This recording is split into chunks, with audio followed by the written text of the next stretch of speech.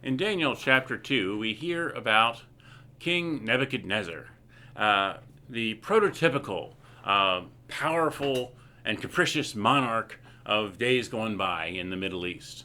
And he gets this dream, but probably he didn't even remember it. He just knew it was a powerful dream. And I don't know, sometimes that happens to me too. I wake up, I feel like I had an important dream, but somehow it's just beyond me somehow.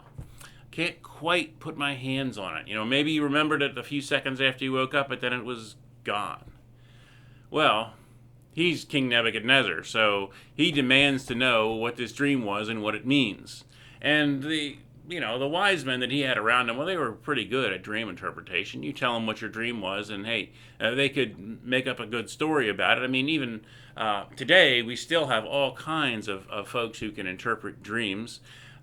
Using psychological methods and symbols and things like that. Not necessarily magic really, although it might have been considered that back in the day. But they were good at that sort of interpretation. But when Nebuchadnezzar says, "Tell me my dream," I'm not going to tell you what it is, and then tell me what it means. Well, they're lost. They have no idea what to do, and suddenly Nebuchadnezzar decides that all of his wise men are frauds, and he's going to kill them. Pretty strange. But Daniel is one of these wise men, and of course he's junior, and so nobody really even consulted him on this until he finds out that he's going to be rounded up and executed. And he decides, you know what, there is someone who can do exactly what the king is asking. There's somebody who can interpret this dream. And so he prays, and then he's able to interpret the dream. And the dream is about the ancient monarchies of the Middle East, the most powerful groups that controlled.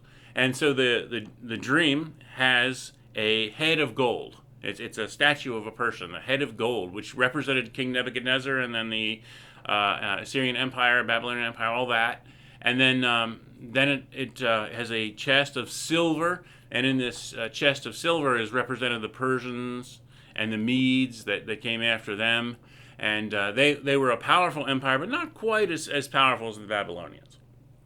And then you have the Greeks, which are represented by bronze legs.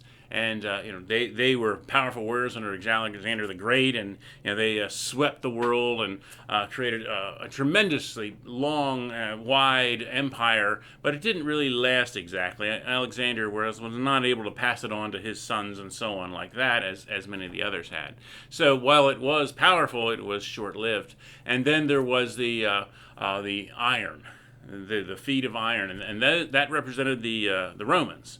The Romans were a very powerful group in their own way, but they weren't really noble in the same way as these previous empires had been. And so this dream that Nebuchadnezzar has, and the way that Daniel interprets it, really is a shorthand, a way of remembering the entire history of the ancient Middle East. The high points. I mean, who's in charge when? Because if you can remember in that order, well, that is the ancient history.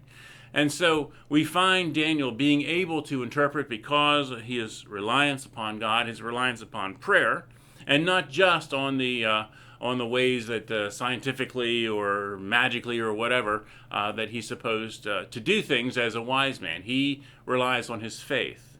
And our faith can take us deeper. Our faith can reveal mysteries to us. Our faith can help us to interpret history in such a way as to see what is our task for today. And when we live that out, we are living out our part of the kingdom of God.